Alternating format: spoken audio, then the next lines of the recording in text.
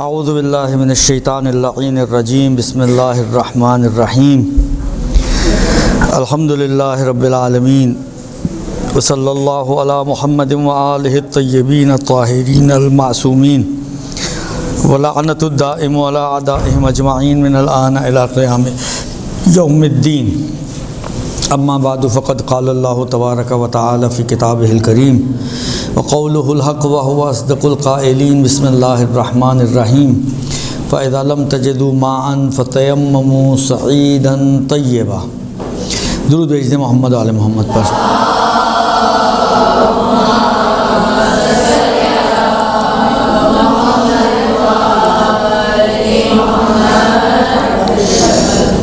خوب، یہ آپ کے سامنے جو آیت مبارکہ تلاوت کی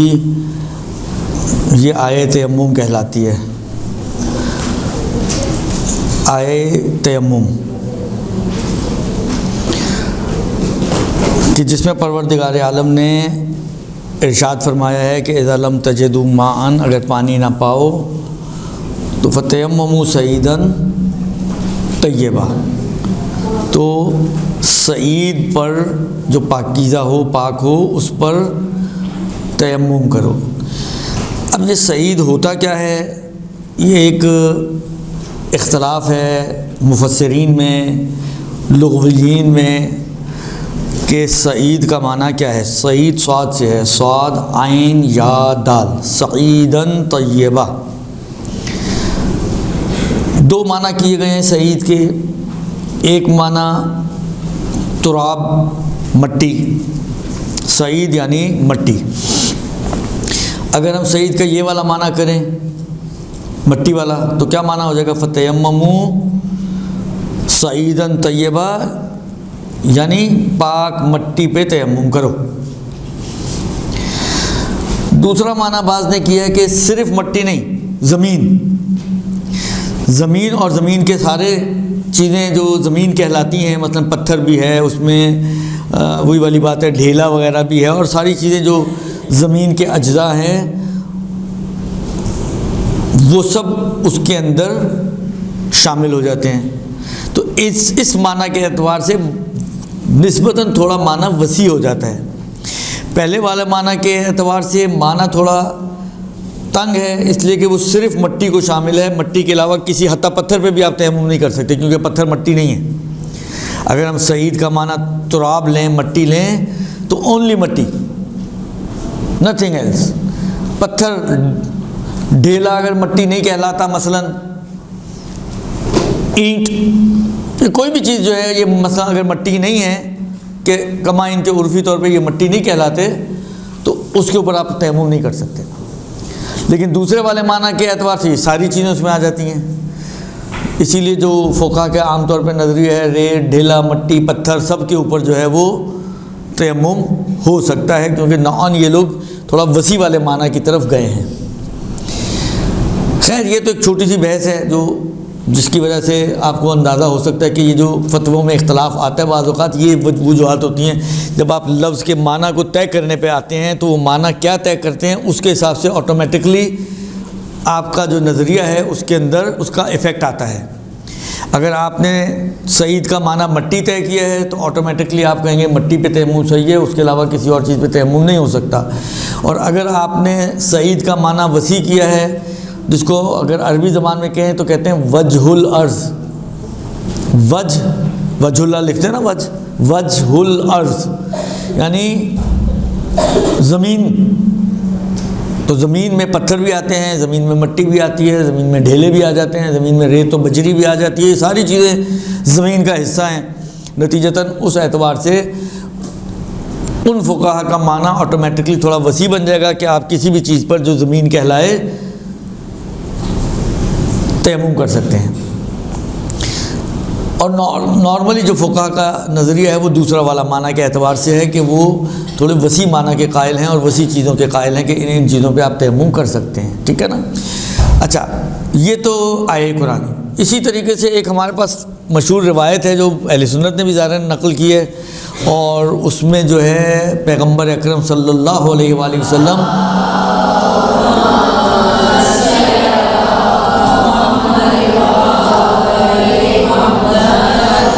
ارشاد فرماتے ہیں کہ جعلت لی الارض مسجدا و طہورا، جعلت لی میرے لیے قرار دی گئی ہے کیا چیز؟ الارض زمین، زمین کو میرے لیے قرار دیا گیا ہے کیا؟ مسجدن یعنی جائے سجود، سجدے کی جگہ، و طہورن اور طہارت کا ذریعہ۔ پس اس روایت کے اعتبار سے بھی زمین، ارض زمین طہور ہے۔ فقہی اصطلاح میں کہتے ہیں التراب احد الطہورین، طہورین یعنی دو پاک کرنے والی چیزیں، دو پاک کرنے والی چیزوں میں سے ایک مٹی ہے تو دوسرا کیا ہے؟ پانی ہے، ٹھیک ہے نا؟ تو دو چیزیں ہیں جو طہارت لے کر آتی ہیں، ایک پانی ہے اور ایک مٹی ہے، ٹھیک ہے؟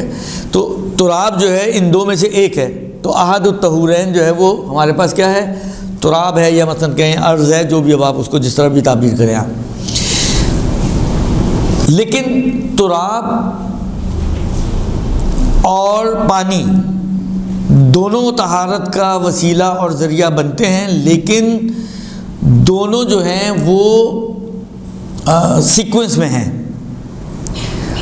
پانی نہ ملے تو مٹی جو ہے ذریعہ طہارت بنتی ہے، پانی کے ہوتے ہوئے مٹی ذریعہ طہارت نہیں بنتی۔ تو ان کے دونوں یعنی پانی اور مٹی میں ایک سیکوینس ہے، ایک ترتیب ہے کہ پانی مقدم ہے، پانی ہو تو وضو یا غسل، اور پانی نہ ہو تو پھر اس وضو یا غسل کی بجائے تیمم کیا جاتا ہے۔ تو تراب احد الطہورین ہے کب؟ جب پانی نہ ہو، جب پانی نہ مل پائے۔ ابھی تک ہم وضو اور غسل کی گفتگو کر چکے ہیں، اس کے احکام آپ کی خدمت میں خلاصتاً عرض کر چکا ہوں۔ آج سے ہم شروع کر رہے ہیں تیمم، جو طہارت کا ذریعہ ہے۔ ویسے اگر دیکھیں تو وضو، غسل اور تیمم، ایک چیز وضو، ایک چیز غسل، ایک چیز تیمم۔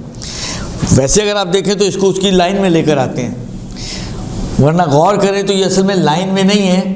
بلکہ انہی کے آلٹرنیٹس ہیں۔ وضو اور غسل ہی کا آلٹرنیٹ تیمم بنتا ہے، نہ کہ تیمم، وضو، غسل اور تیمم کوئی تیسری الگ سے چیز ہے تیسری چیز، لیکن آلٹرنیٹو ہے وضو اور غسل کا، ٹھیک؟ تو آج سے ہم انشاءاللہ تیمم کے احکام شروع کریں گے اور دیکھیں گے کہ کن صورتوں میں انسان کو تیمم کرنا ہے۔ اچھا، اب مٹی طہارت کا ذریعہ قرار دی ہے خدا نے، آیے قرآن بھی میں نے آپ کی خدمت میں عرض کر دی اور روایت شریفہ بھی آپ کی خدمت میں نے پڑھ دی۔ تو یعنی قرآن اور سنت، قرآن و حدیث، قرآن اور روایت دونوں کے اعتبار سے زمین یا مٹی، پتھر وغیرہ، یہ کالا زمین ابھی ہم مانا کرتے ہیں، زمین جو ہے وہ طہارت کا ذریعہ ہے۔ اب آپ کو سمجھ میں آئے، سمجھ میں نہ آئے، مٹی کے ذریعے اپنے منہ کو انسان گندا کرتا ہے یا پاک کرتا ہے، یہ تو بالآخر آج تک فلسفہ یہ حل نہیں ہوا۔ لیکن جب خدا نے کہا ہے کہ یہ کرنا ہے آپ کو تو کرنا ہے، اب چاہے آپ کو لگے کہ یہ تو ہم اور زیادہ گندے ہو رہے ہیں۔ بھائی انسان نماز کے لیے کھڑا ہوتا ہے صاف ستھرا ہو کے، پاک و پاکیزہ ہو کے، اب اوپر سے آپ کو کہا جائے مٹی میں اپنے آپ کو پہلے لتھ پتھ کرو پھر آ کے کھڑے ہو نماز کے لیے، تو بالآخر ہماری اپنی عقلیں جو ہیں وہ چلنا شروع ہو جاتی ہیں، یہاں پہ بتیاں جلنا شروع ہو جاتی ہیں کہ بھائی یہ کیسا طہارت ہے، یا یہ کیسا طہارت کا ذریعہ قرار دیا ہے کہ جس میں جو ہے انسان گرد آلود ہو کے، مٹی آلود ہو کر جو ہے وہ پھر خدا کی بارگاہ میں جائے، یہ کون سی طہارت ہو گئی؟ اب کون سی ہوئی، کیسی ہوئی نہیں ہوئی مجھے نہیں معلوم، میں صرف اتنا جانتا ہوں کہ خدا اور رسول دونوں نے یہ فرمایا ہے، اور یقیناً روایات اہل بیت بھی اس باب میں موجود ہیں۔ تو قرآن و سنت، قرآن و حدیث، قرآن و روایات، اب آپ جو بھی کہیں، ان کا کہنا یہ ہے کہ بالآخر اگر تم پانی نہ پاؤ تو یہ کرنا ہے تمہیں۔ اب آپ کی سمجھ میں آئے، آپ کو اچھا لگے، آپ کو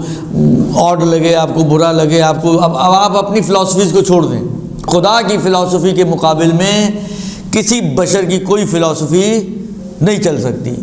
وہ ساری فیل ہیں۔ اس لیے کہ آپ سوچتے ہیں اتنی سی چیز کو مد نظر رکھتے ہوئے، خدا اس کا ویژن بہت براڈ ہے، خدا کی علم کا احاطہ بہت وسیع ہے نا، اس کا علم محیط ہے، محیط علی کل شیء، ہر چیز پر، یعنی جو آپ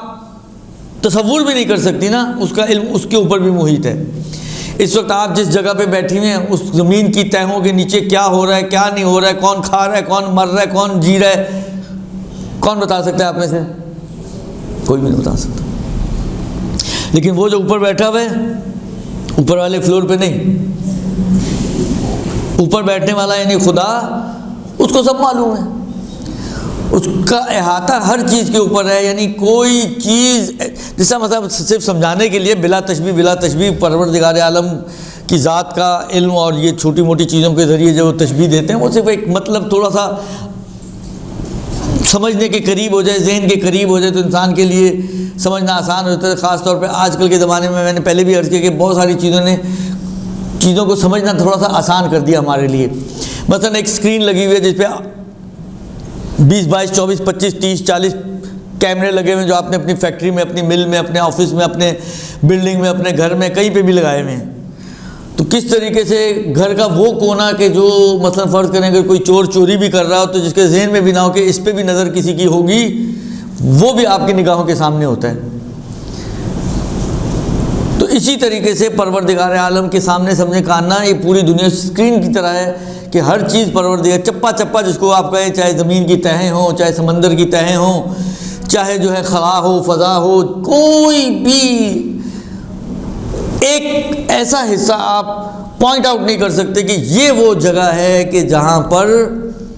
پروردگار عالم کی نگاہیں نہ ہوں۔ شاید ایک قصہ آپ لوگوں نے بھی سنا ہوگا، بہت مشہور و معروف قصہ ہے کہ ایک استاد تھا، اس کو اپنے شاگردوں میں سے ایک شاگرد سے بڑا لگاؤ تھا۔ جیسا ہوتا ہے بعض اوقات کے بعض شاگرد ہوتے ہیں واقعاً بڑے ذہین ہوتے ہیں، بہت جس کو کہیں کہ انٹیلیجنٹ اور نابغہ ٹائپ کے لوگ ہوتے ہیں، تو بالآخر استاد کا نور نظر اس لیے ہوتا ہے کہ وہ ہر چیز کا جواب اس کے پاس ہوتا ہے، ہر چیز وہ پڑھ کے آتا ہے، ہر چیز وہ سمجھ کے آتا ہے، تو آٹومیٹکلی استاد کی نظروں میں اس کے ایک ویلیو ہوتی ہے، ایک اہمیت ہوتی ہے۔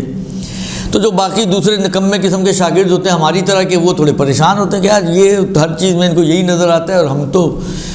کسی کھاتے میں ہی نہیں آتے۔ جس طرح بعض اصحاب تھے جن کو علی کھٹکتے تھے اسی اعتبار سے کہ یار ہر جگہ رسول خدا کو علی نظر آتے ہیں، علی نظر آتے ہیں، کسی کے لیے کوئی دعا بھی کرنی ہو تو علی ہی کا واسطہ دے کر دعا کرتے ہیں۔ تو ایک دن خود علی بیمار ہو گئے، اب وہ بھاگے آئے رسول خدا کی خدمت میں، شاید آج ہمارا تذکرہ آ جائے کہیں بیچ میں، کہا کہ یا رسول اللہ علی بیمار ہیں، ان کے حق میں دعا کریں۔ تو اس وقت بھی اللہ کے رسول نے دعا کیا کی تھی؟ پروردگارہ بحق علی، علی کو شفا عطا فرما۔ تو بعض ایسے ہوتے ہیں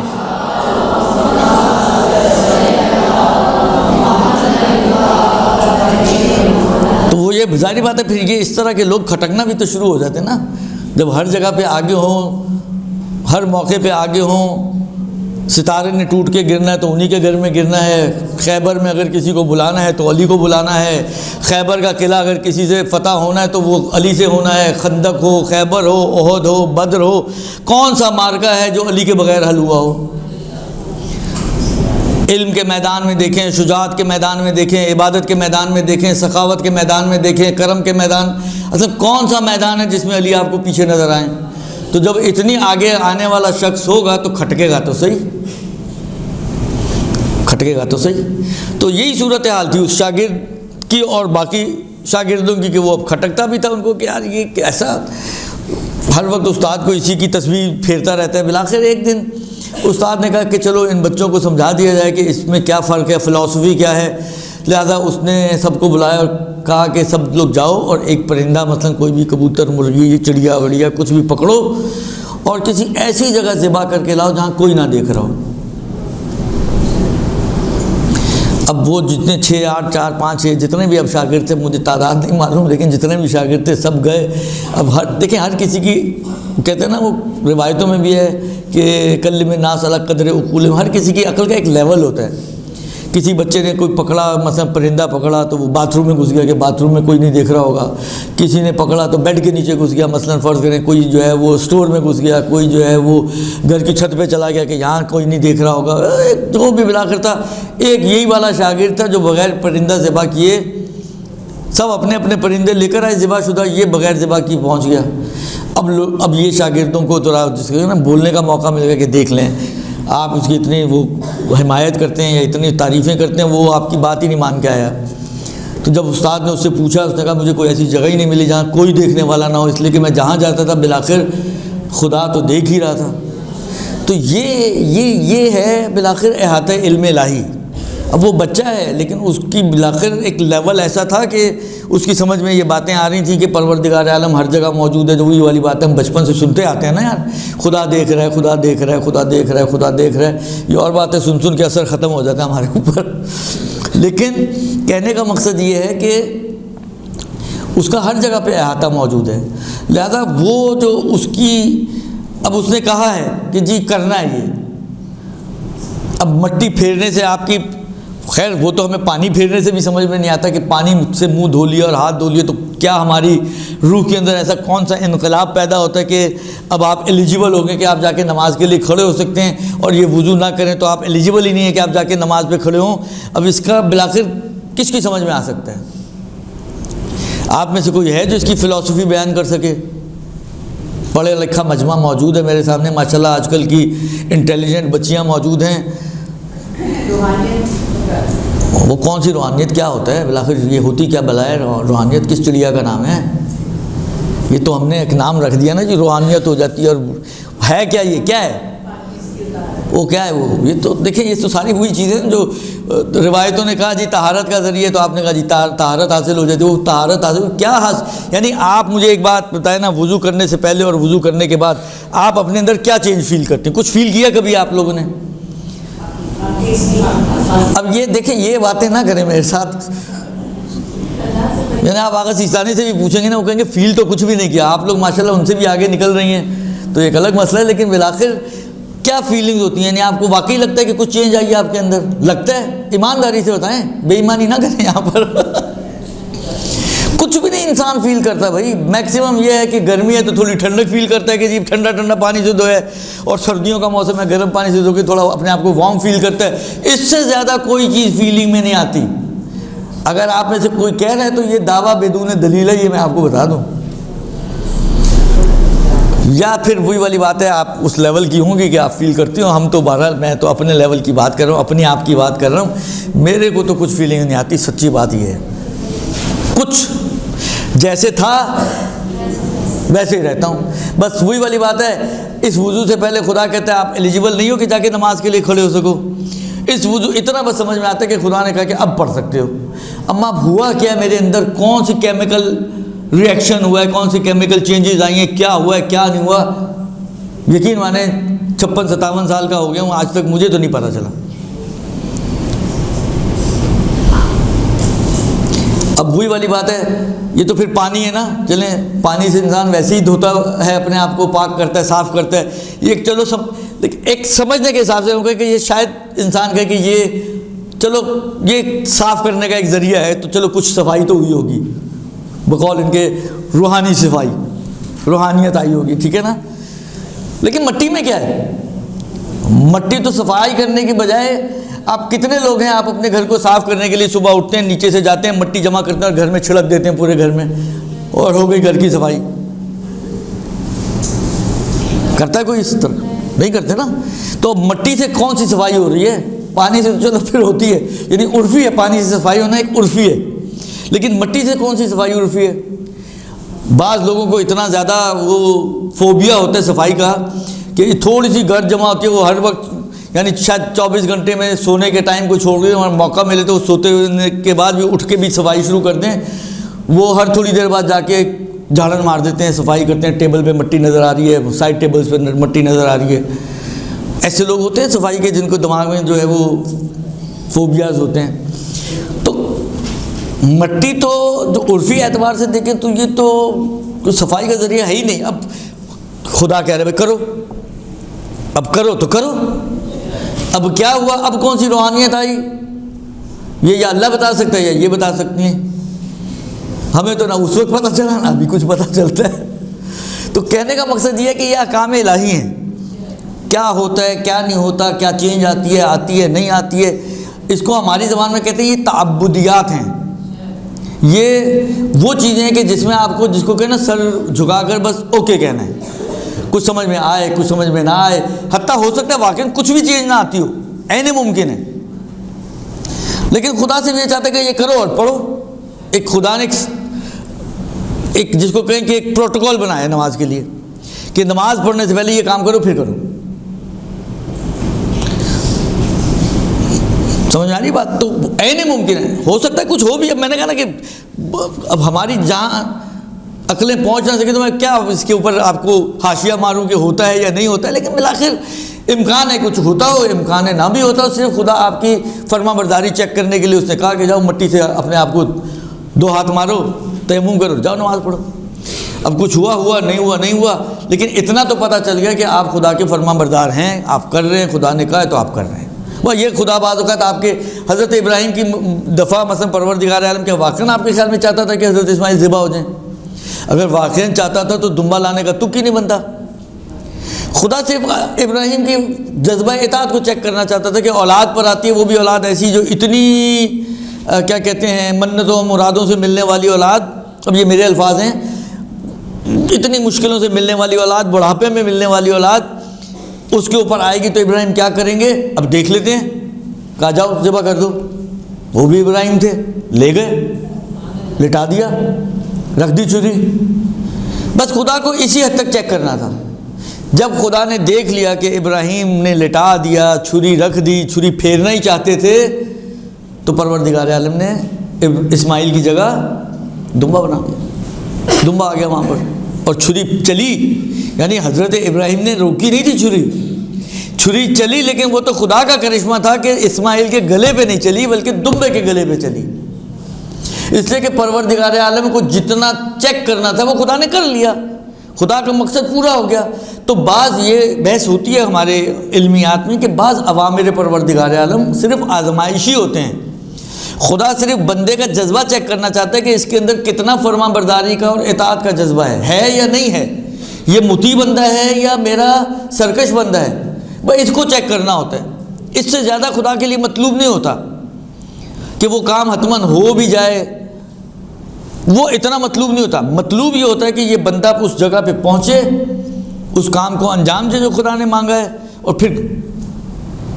یہ اسی حد تک خدا کو چیک کرنا ہوتا ہے۔ تو عین ممکن ہے کہ تیمم کے اندر ایسی کوئی چیز ہو، ہے کیا واللہ عالم، مجھے نہیں معلوم، لیکن امکانات کی بات کر رہا ہوں کہ ایک پاسبلٹی ہو سکتی ہے کہ خدا صرف یہ دیکھنا چاہتا ہو کہ چلو پانی تو سب کی سمجھ میں آتا ہی ہے، مٹی سے بولو تو کرتے ہیں یا نہیں کرتے، تو یہی چیک کرنا چاہتا ہوں کہ کتنے لوگ، کیونکہ کچھ لوگ ہیں وہ کہتے ہیں یار یہ تو ہمیں سمجھ میں نہیں آتا، یہ تو بالآخر اپنے آپ کو گندا کر کے خدا کے سامنے کون جاتا ہے، تو وہ اپنے فلسفیاں اور اپنی عقلیں چلاتے ہیں، لہذا ان کو سمجھ میں تیمم نہیں آتا، نہیں کرتے ہیں تیمم، نماز چھوڑ دیں گے، تیمم کر کے نماز نہیں پڑھیں گے۔ تو ایسے بھی لوگ ہوتے ہیں۔ تو پروردگار عالم اب کیا چاہتے ہیں تو وہ خدا ہی بتائے گا، یا انشاءاللہ جب قیامت کے میدان میں ہم خدا کی بارگاہ میں پہنچیں گے تو اس وقت پتہ چلے گا کہ خدا ہم سے چاہتا کیا تھا۔ لیکن بہرحال یہ بات ذہن میں رکھیں کہ یہ تعبدیات ہیں، تعبدیات کا مطلب یہ ہے کہ یہ وہ چیزیں ہیں کہ جو خدا نے چاہی ہیں اور ہمیں کرنی ہیں، بس بغیر چوں چنا کے، بغیر یہ پوچھے کیوں، کیا، کب، کیسے ہوگا، کیا کیسے ہوگا، کیوں نہیں ہوگا، نو کویسچن نو آنسر، بیٹھے خدا نے کہا بس ٹھیک ہے اوکے کرنا ہے، بس کرنا ہے۔ تو اب تیسری چیز جو ہے وہ وضو اور غسل کے بعد تیمم کی آتی ہے، لہذا اب ہم تیمم کے احکام شروع کریں گے۔ اچھا، آئے قرآن کو اگر ہم دیکھیں، اذا لم تجدوا ماء، تجدو کا لفظ آیا ہے۔ اچھا، ہم ہوں اور حسبنا کتاب اللہ ہو تو تجدو کے معنی جو وجدان، نہ پاؤ، جب پانی نہ پاؤ، جب پانی نہ پاؤ تو تیمم کرو۔ لیکن آپ دیکھیں گے کہ یہ جو ابھی صورتیں آ رہی ہیں، 7 صورتیں ہیں جن میں تیمم کرنا واجب ہے، ان میں سے ایک صورت وہ ہے جس میں پانی نہیں ہے اور آپ کو تیمم کرنا ہے۔ 6 صورتوں میں ممکن ہے پانی ہو پھر بھی تیمم کر رہے ہیں۔ تو یہ اس لم تجدو کو پھر تفسیر میں جا کے آپ دیکھیں، اس کی روایتیں جو آئی ہیں ان کو مد نظر رکھتے ہوئے فقہا نے اس طرح سے معنی کیا اور اس طرح سے موارد کو بیان کیا ہے۔ یعنی وہی والی بات ہے، اگر آیت میں دیکھیں تو شاید ایک ہی مورد نکلے،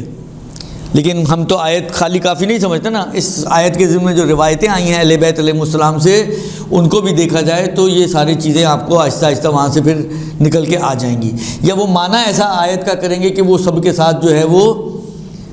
میچیبل ہو اور اس کے ساتھ کوئی ان کا کنفلکٹ نہ بنتا ہو، اس معنی کا اور اس آیت کے ترجمے کا۔ بہرحال وہ تو میں نے صرف آپ کو یہ سمجھانے کے لیے کہ اس تیمم کا حکم قرآن میں بھی موجود ہے اور روایتوں میں بھی موجود ہے، اس آیت و روایت کو تبرکاً آپ کی خدمت میں نے پیش کیا تھا۔ اب ہم چلتے ہیں اپنی کتاب کی طرف۔ وہ کیا کہتے ہیں تیمم جو ہے جو غسل یا وضو کے بدلے کیا جائے وہ 7 جگہوں پر تیمم کرنا صحیح ہے۔ پہلی جگہ، جب کسی کو دیکھیں تیمم میں نے کہا نا یہ بدل ہے، صحیح نا؟ جب تیمم بدل ہے تو کس چیز کا بدل ہے؟ یا وضو کا بدل ہے یا غسل کا بدل ہے۔ تو وضو اور غسل جو ہے نا وہ آپ کی چند سمجھیں ابتدائی طور پہ جو ذمہ داری بنتی ہے وہ وضو اور غسل بنتی ہے، کبھی بھی ابتدائی طور پر آپ کی ذمہ داری تیمم نہیں بنے گی۔ یہ ہمیشہ کیونکہ بدل ہے تو بدل اسی وقت آئے گا کہ جب اصل ممکن نہ ہو نا۔ تو اصل کیا ہے؟ اس کا مطلب ہے اصل کچھ اور ہے، اور وہ اصل ہے وضو یا غسل۔ تو وضو اور غسل ابتدائی طور پر اور اصلی طور پر آپ کی ذمہ داری ہوتی ہے، لیکن جب آپ کے پاس اتنی مقدار میں پانی نہ ہو کہ جس سے جو آپ کی ابتدائی ذمہ داری ہے وضو یا غسل وہ کر سکیں، مثلا 1 گھونٹ بالکل پانی موجود ہے اس گلاس میں، اب 1 گھونٹ سے میرے لیے فرض کریں ممکن نہیں ہے کہ میں پورا وضو کر سکوں، اس سے زیادہ پانی اب موجود نہیں ہے۔ اس کی تفصیل ابھی تھوڑی سی آئے گی کہ ڈھونڈنا ہے یا نہیں ڈھونڈنا، وہ ساری باتیں بھی آئیں گی، لیکن تھوڑی دیر کے لیے فرض کریں کہ بس کوئی یہی ہے جو کچھ ہے، اس وقت کراچی میں اس سے زیادہ پانی موجود نہیں ہے، درست؟ تو ایسی صورت میں اب مجھے اس وضو کے بدلے تیمم کرنا ہے یا مجھے غسل کرنا ہے، تو جس پانی سے میرا وضو نہیں ہو پا رہا تو اس پانی سے میرا غسل کیسے ہوگا؟ اگر میری ذمہ داری غسل ہو اور مجھے غسل کرنا ہو اور پانی جو ہے مثلا فرض کہ مجھے 1 گھونٹ پانی ہو یا مثلا 1 گلاس بھی ہو جتنا اس میں موجود ہے، تو اس میں تو میں سر بھی نہیں دھلے گا، حالانکہ میرے بال آپ لوگوں سے چھوٹے ہی ہوں گے، اس کے باوجود نہیں دھلے گا، درست؟ تو اب یہ جو پانی ہے جس میں مجھے غسل تو نہیں کر سکتا، تو اب کیا کروں؟ اور فرض کریں اس وقت کراچی میں بس یہی ایک پانی ہے، تو اب میری ذمہ داری اس غسل کے بدلے تیمم کی بنے گی۔ تو پہلا مورد کہتے ہیں کہ جب غسل، جو بھی پہلی ذمہ داری ہے ابتدائی ذمہ داری آپ کی وضو ہوگی یا غسل ہوگی، صحیح نا؟ اس میں سے جو بھی آپ کی ذمہ داری ہے اس کو انجام دینے کے لیے آپ کے پاس پانی موجود نہ ہو، یعنی اتنی مقدار میں موجود نہ ہو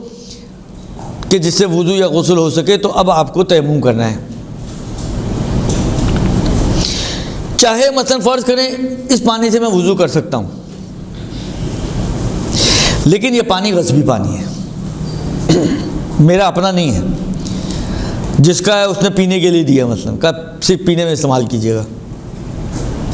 تو یہ پانی تو ہے، موجود بھی ہے، اس سے میں وضو کر بھی سکتا ہوں، اتنا ہے کہ میں وضو کر سکتا ہوں، لیکن جو پانی کی شرائط ہونی چاہیے کہ پانی مباح ہو مثلا، یا یہ کہ پاک ہونا چاہیے، نجس پانی ہے، پاک نہیں ہے، تو جو بھی پانی کی شرائط ہیں وضو کرنے کے لیے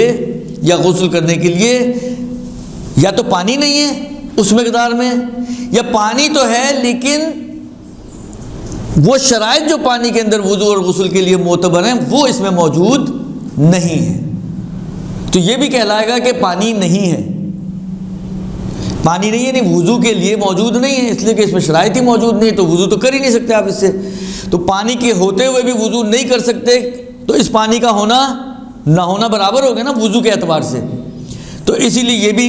نہیں ہے میں چلا جاتا ہے، وہ لم تجدو یہاں پہ بھی بن جائے گا پھر، ٹھیک ہے نا، اس اعتبار سے۔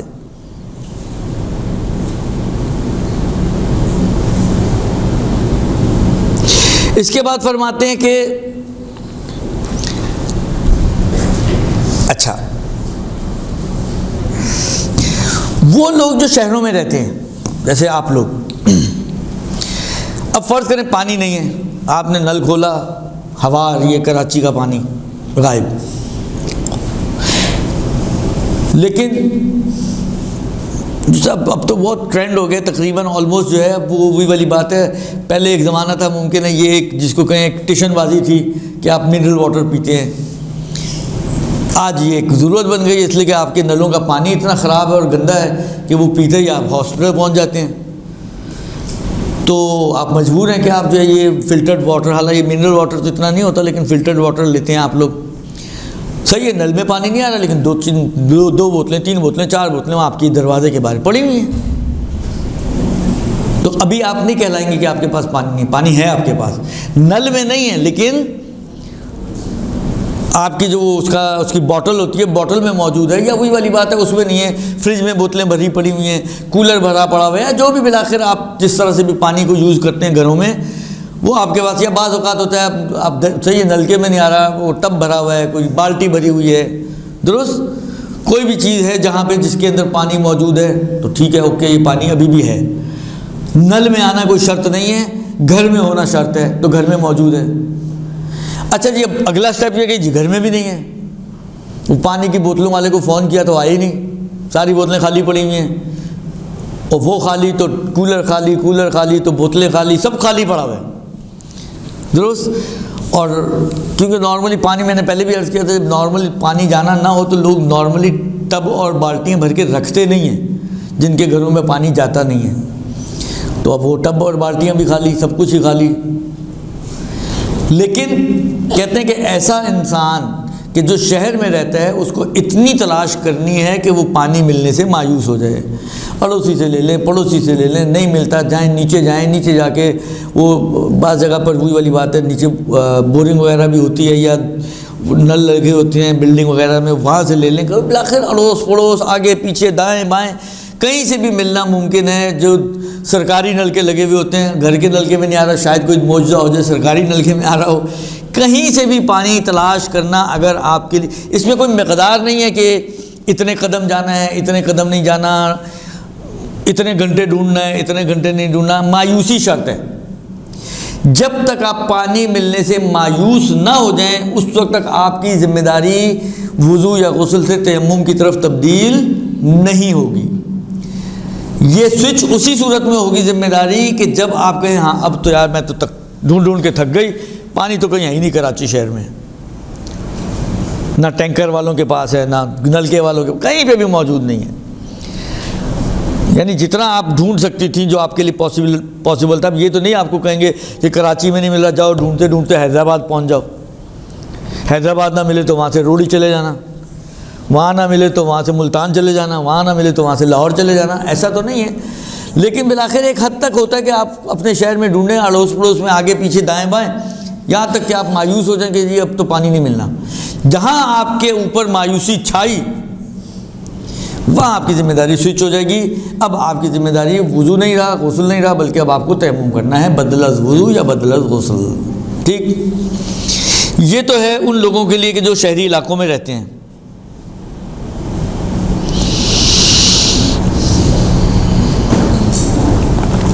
اچھا دوری کے اعتبار سے بھی کہتے ہیں کہ اتنی دور، وہی میں نے کہا نا کہ مثلا دوری ممکن آپ کہیں کراچی میں نہیں مل رہا، حیدرآباد میں مل رہا ہے، نوری آباد پہ چل جائیں وہاں مثلا مل جائے گا. نوری آباد بھی یہاں سے کراچی آپ کے میرے خیال میں ٹول پلازا سے 40 کلومیٹر کے لگ بھگ ہے. کہتے نہیں اتنی دور نہیں کہ عرفاً نہ کہلائے کہ آپ واجد الماء ہیں، پانی آپ کے پاس ہے، بلکہ یعنی یہ اگر آپ کو پتہ بھی چل جائے کہ نوری آباد میں ہے تو بھی آپ کراچی میں رہتی ہیں، کہلائے گا کہ آپ کے پاس پانی نہیں ہے. درست. تو کہتے ہیں کہ دوری کے اعتبار سے بھی اتنی دور نہ ہو کہ عرفاً یہ کہلائے کہ، یعنی اتنی دور ہو کہ عرفاً یہ کہلائے کہ آپ فاقد الماء ہیں، اب آپ کے پاس پانی نہیں ہے. حیدرآباد میں مل رہا ہے، مثلا نوری آباد یا اس سے آگے جا کے کہیں مل رہا ہے، یا مثلا فرض کریں آپ سولہ بازار میں رہتی ہیں تو آپ کہیں جی وہ مثلا فرض کریں ڈیفینس یا مثلا وہ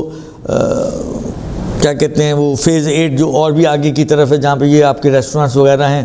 تو سب گئے ہوں گے وہاں پر، اس سائڈ پہ مل رہا ہے. تو یہ بالآخر اتنی دور ہے کہ عرفاً یہ کہلائے گا کہ آپ کے پاس پانی، سولہ بازار میں رہتے ہوئے آپ کے پاس پانی نہیں ہے مثلا. ٹھیک ہے نا. تو یہ پہلی صورت ہو گئی. اچھا یہ تو وہ شخص تھا جو شہروں میں رہتا ہے اور رہائشی ہے. کچھ لوگ ہیں جو ابھی رہائشی نہیں ہیں بلکہ شہروں سے نکلے ہوئے ہیں اور مسافر ہیں.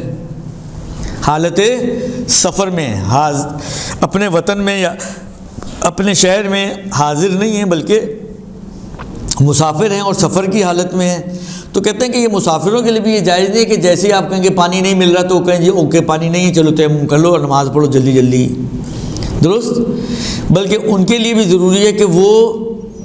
پانی کے نہ ہونے کو طے کریں کہ پانی واقع نہیں ہے، اور جب طے ہو جائے کہ پانی نہیں ہے پھر ان کی ذمہ داری سوئچ ہوگی۔ یعنی بقول ان کے کہ جہاں امکان ہے پانی ملنے کا ان جگہوں پہ جا کے پانی کو تلاش کرے، اس حد تک تلاش کرے کہ وہ مطمئن ہو جائے کہ پانی نہیں ہے، تو پھر وہ جو ہے وہ پھر اس کی ذمہ داری سوئچ ہوگی۔ لہذا اگر اس کو فرض کریں، بعض اوقات ہوتا نا آپ ایک سرسری سی نگاہ دیکھیے اپنے سامان میں آپ کو نہیں ملا، لیکن آپ کو یاد آ رہا ہے کہ یار میں نے رکھی تو تھی پانی کی بوتل، اب وہ ظاہری اور سرسری نگاہ سے تو نہیں ملی تو تھوڑا سا کھنگالنا زیادہ پڑے گا تو کھنگالیں، جب تک امکان ہے اس بات کا احتمال دیتے ہیں آپ کے پانی پائے جاتے ہیں، مثلا سامان سفر وغیرہ میں یا قافلے والوں میں سے کسی کے پاس موجود ہے یا بعض جو گزر رہے ہیں لوگ ان میں سے کسی کے پاس موجود ہے جو آپ کو دے سکتا ہے، تو پھر آپ کو پانی کو تلاش کرنا پڑے گا۔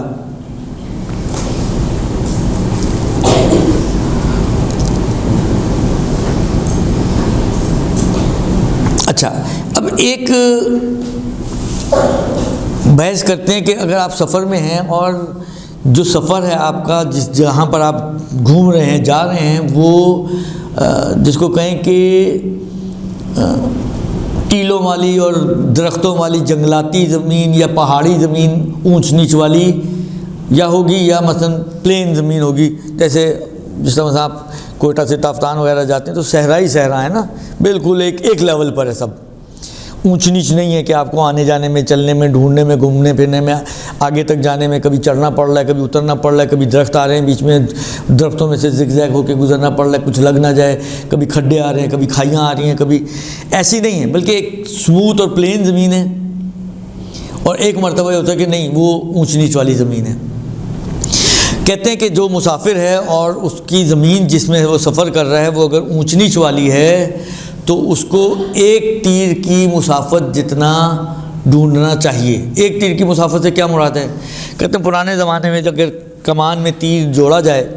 اور ایک نارمل سٹرینتھ والا آدمی، کوئی بھولو پہلوان کی ضرورت نہیں ہمیں اس کے لیے، ایک نارمل سٹرینتھ والا آدمی اس کو اگر کھینچ کے چھوڑتا ہے تو کتنی دور تک یہ جائے گا،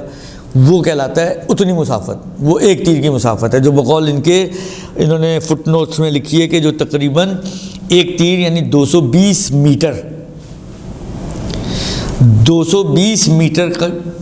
فاصلہ چاروں طرف آپ کو ڈھونڈنا ہے، رائٹ لیفٹ آگے اور پیچھے، ٹھیک ہے نا، چاروں سمت میں آپ کو 220 میٹر، کلومیٹر نہیں، 220 میٹر آپ کو ڈھونڈنا ہے، اور 220 میٹر کے اندر اگر آپ کو مل گیا پانی تو آپ پانی والے ہو جائیں گے اور آپ کو وضو اور غسل کرنا پڑے گا۔ 220 میٹر میں اگر آپ کو نہیں ملتا اور آگے بھی ملنے کا کوئی اطمینان، کیونکہ بعض اوقات یہ ہوتا ہے کہ آپ آگے تک گئے ہیں، مثلا 220 میٹر گئے ہیں، اب آپ کو ایک پر لگ رہا ہے کہ شاید وہاں پر پانی موجود ہے، مثلا بعض اوقات صحراؤں میں ہوتا ہے پرندوں کی وجہ سے یا کسی وجہ سے آپ کو فیل ہو رہا ہے کہ اگر میں مثلا 50 میٹر اور چلوں تو پانی مل جائے گا، پھر جانا پڑے گا۔ یعنی یہ 220 میٹر صرف ایسا نہیں ہے کہ بس 220 ہی میٹر ہے یہاں پہ لاک ہو گیا، اس سے زیادہ آپ کو جانے کی ضرورت نہیں ہے، نہیں، اگر آپ 220 میٹر پہ پہنچ کر آپ کو اطمینان ہو یا یقین ہو اس بات کا کہ مثلا 30-40 میٹر 50 میٹر اور چلوں تو پانی مل جائے گا تو جانا پڑے گا۔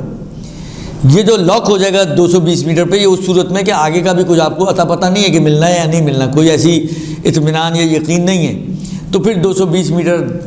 آگے دائیں بائیں پیچھے یہ آپ کی ذمہ داری ہو گئی پوری، اور اب آپ کی نماز جو ہے وہ سوئچ ہو جائے گی کہ وضو کے بجائے آپ کو تیمم کر کے یا غسل کے بجائے آپ کو تیمم کر کے نماز پڑھنی پڑے گی۔ یہ اگر زمین آپ کی اونچی نیچی ہو، اور اگر زمین آپ کی بالکل سموتھ ہے جیسے صحرائی زمینیں ہوتی ہیں تو وہاں پر آپ کو 2 تیر کے برابر یعنی ڈبل ہو جائے گا، 220 کا ہو جائے گا 40 वॉट, درست. تو 440 میٹر اپروکسیمیٹلی آدھا کلومیٹر بن جاتا ہے. تو کیونکہ 500 میٹر پہ آدھا کلومیٹر بن جائے گا نا, 1000 میٹرز ہوتے ہیں 1 کلومیٹر میں, تو یہ آپ کا تقریباً آدھا کلومیٹر سے تھوڑا سا کم بنتا ہے. تو 440 440 440 اور 440 چاروں سمت میں آپ کو 440 میٹر کا سفر طے کر کے پانی کو تلاش کرنا ہے. یہ اصل مسئلہ ہے آپ کا, یعنی آپ کا مراد جو بھی مسافر ہوگا اس کا. اچھا, اس میں ایک دو چیزیں آتی ہیں. مثلا فرض کریں آپ صحرا میں اگر سفر کر رہے ہیں تو کسی سائیڈ میں سے تو آپ چلتے چلتے ایک جگہ پہ پہنچے ہوں گے نا جہاں پر آپ کی ظہر کا ٹائم ہوا ہے. مثلا فرض کریں یہ صحرا ہے, ٹھیک ہے, یہاں سے آپ آئے ہیں اور یہ پلر سمجھیں آپ کا وہ اسپاٹ ہے کہ جہاں پر آپ کا نماز کا ٹائم ہوا ہے. تو پیچھے تو آپ دیکھتے ہوئے آئیں نا, نظارے کرتے ہوئے آئیں کہ کیا ہے اور کیا نہیں ہے. تو فرض کریں پیچھے سے آتے آتے آپ کو یہ اطمینان ہو گیا ہے کہ پیچھے تو پانی تھا ہی نہیں کہیں, نہ کوئی کنواں نظر آیا, نہ کوئی ندی نہر نظر آئی, اصل صحرا ہی تھا, صحرا, چٹیل میدان, کچھ نظر نہیں آیا پیچھے. تو انسان کو اطمینان تو ہو جائے گا نا بھائی پیچھے تو کم سے کم نہیں ہے. تو اب آپ کا پیچھا ساکت ہو جائے گا. یعنی ایسا نہیں ہے کہ پانی جب نماز کا وقت ہو, تلاش کرنے کا وقت ہو, تو آپ کو چاروں طرف جانا ہی جانا ہے, نہیں. فرض کریں کسی وجہ سے آپ کو یہ بھی اطمینان, مثلا فرض کریں ایک قافلہ آپ کو لیفٹ سے آتا تھا, وہ بھی آپ کو وہاں پہ مل گیا, اس نے بتایا کہ نہیں اس سائڈ پہ بھی کوئی پانی نہیں تھا, تو دو سائڈیں آپ کی ہو گئیں ساکت. اتفاق, اب ساری یہ اتفاقات ہیں, یہ اتفاقی چیزیں ہیں ساری. اتفاق کریں کوئی رائٹ سائڈ سے آ کے وہاں پر پہنچ گیا, اس نے بتایا رائٹ سائڈ پہ بھی نہیں ہے, تو رائٹ سائڈ بھی ساکت ہو گئی. تو 3 سائڈیں آپ کی اس لیے ساکت ہو گئی کہ آپ کو 3 سائڈوں کے بارے میں یہ اطمینان ہو گیا کہ ان 3 سمتوں میں پانی موجود نہیں ہے. تو رہ جائے گی فرنٹ, ادھر اب آپ کو تلاش کرنی ہے. تو 3 440 تو آپ کے ساکت ہو گئے, درست. ایک 440 رہ گیا, وہ اب آپ کو تلاش کرنا پڑے گا. یہ ایک بات. دوسری بات, وہ پہلی مثال سے اندازہ ہو گیا ہوگا آپ کو کہ وہ یہ کہ ضروری نہیں ہے کہ آپ خود تلاش کریں. تلاش کرنے کے لیے مثلا آپ کسی کو کی ذمہ داری, جو مطمئن آدمی ہو, البتہ یہ بھی باتیں ساری اس وقت ہوں گی جب آپ کو اطمینان آ جائے کہ یہ جو بات کہہ رہے ہیں وہ صحیح کہہ رہے ہیں. اطمینان کی صورت میں آپ کی ذمہ داری ساقط ہوگی. تو کسی بھی مطمئن آدمی سے, جو واقعی مطمئن آدمی ہے اور ڈنڈی نہیں مارے گا, پتہ چلے 100 میٹر چل کے آ کے تھوڑی دیر وہاں بیٹھا رہے, ایک ٹھونکا مارے, ایک نیپ لے, اس کے بعد اٹھے آ کے کہے جی پانی تو نہیں ملا. تو ایسا بندہ نہیں ہو, مطمئن آدمی ہو کہ جائے گا, تلاش کرے گا, اور جتنا جانا ہے اتنا ہی جائے گا, اس سے کم پہ ڈنڈی مار کے نہیں آئے گا. تو اس کے کہنے پہ بھی اگر آپ کو اطمینان آتا ہے تو آپ اس کو مان سکتے ہیں. تو یہ 4 سمتوں میں آپ کو پانی تلاش کرنا ہے. خود تلاش کرنا ضروری نہیں ہے, کسی مطمئن آدمی سے بھی تلاش کروا سکتے ہیں. اور جن سمتوں کے بارے میں آپ کو پہلے سے ہی معلوم ہو کہ وہاں پر پانی موجود نہیں ہے, تو ان سمتوں میں تلاش کرنے کی ذمہ داری ساقط ہو جاتی ہے. جہاں آپ کو ایسا اطمینان نہ ہو تو صرف آپ کو انہی سائڈوں پہ ڈھونڈنا ہوگا. یہ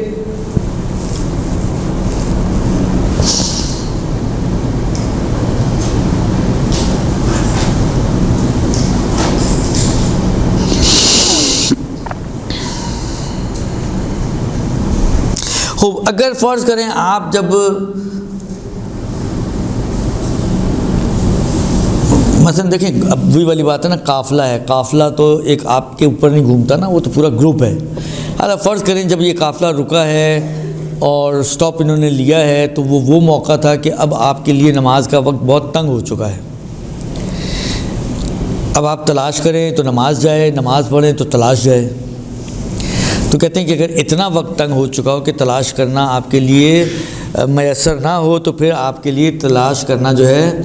وہ ساقط ہو جائے گا. تلاش کرنا ساقط ہو جائے گا کہ اگر آپ کی نماز قضا ہو جاتی ہو تلاش کرنے کی وجہ سے. یا یہ کہ مثلا فرض کریں نہیں پہنچے تو آپ وقت پر ہیں, لیکن آپ جس جگہ پر ہم نے پڑاؤ ڈالا ہے وہ شہرت یافتہ جگہ ہے کہ یہاں پر لوٹ مار بڑی ہوتی ہے یا درندے بہت ہیں, وہ بالآخر اگر آپ چھوڑ کے جائیں گے آپ کا سامان ممکن ہے, سامان لے کے تو نہیں چلے گا نا انسان اتنا, یا گھر والوں کو لے کے تو نہیں جائے گا، آپ چھوڑ کے جائیں گے تو کوئی چور ڈاکو آ جائیں گے، یا مثلا فرض کریں کوئی درندہ ممکن ہے آ جائے، تو اس لیے آپ کا رکنا وہاں پر ضروری ہے، چھوڑ کے جانا آپ کے لیے ممکن نہیں ہے۔ تب بھی ولو وقت ہو بھی تب بھی آپ کے لیے جو تلاش کرنا ہے وہ ساقط ہو جائے گا، ٹھیک ہے۔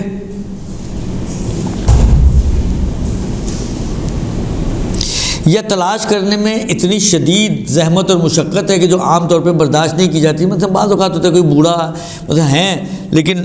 کوئی بوڑھا آدمی ہے، یا مطلب فرض کریں عورتوں کا قافلہ ہے، عورتیں ہی عورتیں ساری، اب عورتوں کے لیے مثلا آپ کہیں جی 2 کلومیٹر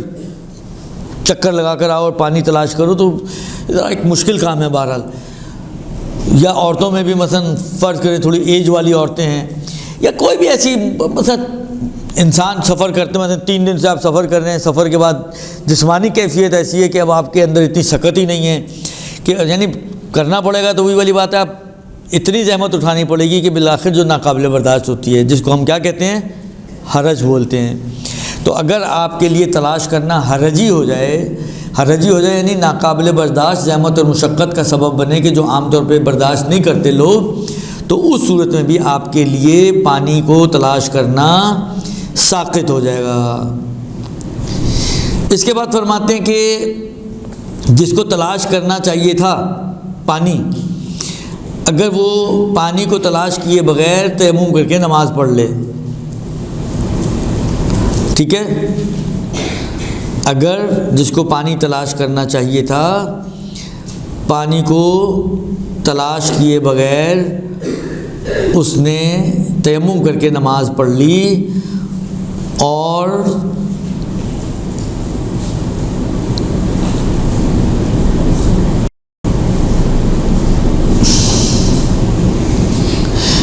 وسیع وقت میں اس نے رجا کی نیت سے نماز پڑھ لی مثلا، کیونکہ بالآخر ایک ڈنڈی تو ماری ہے نا اس نے تیمم کی پانی کی تلاش میں، تو اس نے رجعان اس نماز کو پڑھ لیا، تو کہتے ہیں کہ اس کا تیمم اور نماز دونوں صحیح نہیں ہوں گی،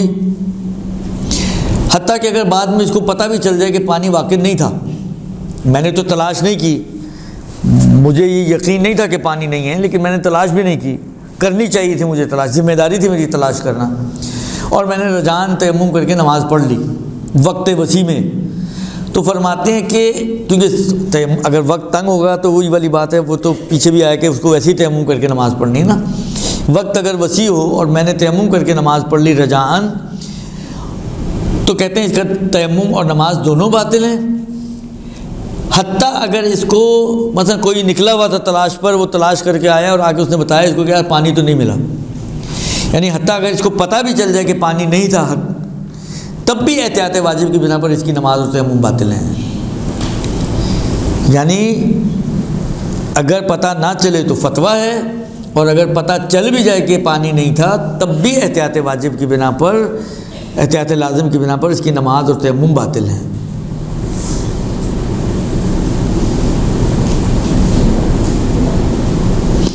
خوب اسی طرح فرماتے ہیں کہ اگر اس کے پاس جو پانی ہے وہ صرف غصبی پانی ہو، جس کے اندر تصرف کرنا اس کے لیے جائز نہ ہو، تو ایسی صورت میں اس پر وضو واجب نہیں ہے اور تیمم کرے گا، اور یہ جو پانی موجود بھی ہے یہ موجود ہونا اس کا نہ ہونے کے برابر ہے، اس لیے کہ تصرف تو کر ہی نہیں سکتا نا غصبی ہونے کی وجہ سے، تو اس کا ہونا نہ ہونا برابر ہے، جب ہونا اور نہ ہونا برابر ہو گئے تو کھانا نہ ہونے کی طرح ہو گیا، جب نہ ہونے کی طرح ہو گیا تو اس کو تیمم کرنا ہوگا اور وضو اس کی ذمہ داری نہیں رہے گی۔ یہ ہے پہلا مورد کہ جہاں پر اس کو تیمم کرنا ضروری ہے۔ ایک دوسرا مورد، پانی موجود ہے لیکن اس شخص کے لیے اس پانی تک پہنچنا ممکن نہیں ہے۔ کیوں نہیں ہے ممکن؟ کہتے ہیں مثلا فرض کریں اس لیے کہ یا تو یہ بوڑھا ہے اور بڑھاپے کی وجہ سے مثلا وہاں تک چل کے نہیں جا سکتا، جس مثال اگر آپ کو سمجھاؤں، مثلا فرض کریں کہ جس طرح بعض اوقات ہوتا ہے ایک انسان ہے بوڑھا ہے یا بیمار ہے یا دونوں ہی ہیں، بوڑھا بھی ہے اور بیمار بھی ہے، تو نارملی مثلا فرض کریں اپنے کمرے میں تقریباً سارا دن بستر پہ ہی گزارتا ہے، پاس ہی واش روم ہے، جاتا ہے، اب پانی وہاں پہ موجود نہیں ہے، لیکن اس کو یہ پتہ ہے کہ ایسا نہیں کہ گھر میں ہی نہیں ہوگا، لیکن مثلا دوسرے کمرے سے جا کے پانی لانا اس کے لیے مشکل کام ہے، تو پانی ہے لیکن یہ پانی تک نہیں پہنچ سکتا، بڑھاپے کی وجہ سے، بیماری کی وجہ سے، فالج ہے، لیٹا ہوا ہے بستر پہ، آج کوئی گھر میں بھی نہیں ہے، حتیٰ پانی سامنے پڑا ہوا ہے، اتنا بھی فاصلہ ہو، جب اتر ہی نہیں سکتا تو اب وہ اتنا لمبا تو ہاتھ نہیں ہے کہ وہاں سے ہاتھ لمبا کرے اور لے آئے، تو پانی ہے لیکن اس تک اس کی رسائی نہیں ہے، پہنچ نہیں پا رہا، تو اس صورت میں بھی کہتے ہیں کہ اس کو تیمم کرنا ہوگا۔